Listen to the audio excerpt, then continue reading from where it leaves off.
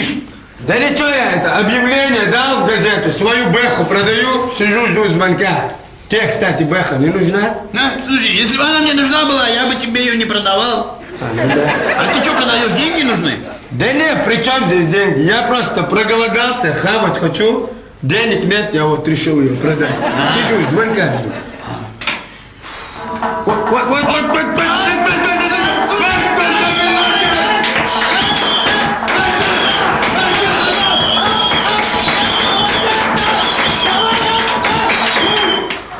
Вот. Нормально. Завел бы. Нормально.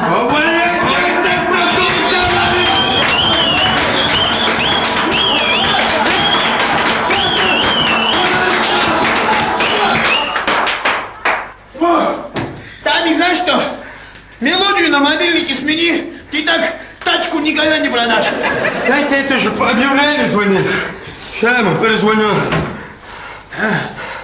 Алло? Да? Толировка есть, векселон есть, все прям капитально. Чего? Не, машина почти новая, 94-го года. Чего, компьютер есть дома. Зачем? Да, братан, я компьютер не продаю, я машину продаю. Чего? Какого цвета? Какого захочешь? Там крыша матовая, крыло белое, капот красный. Короче, по своему вкусу покрасишь.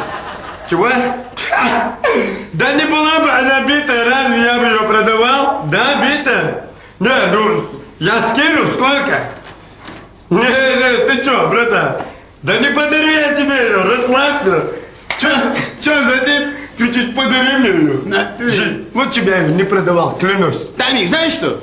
Ты ее не продавай. Давай просто поедем похаваем, я заплачу. Братан, спасибо тебе за совет. Как говорит наш тренер, друг познается в борьбе. Вот от души ты.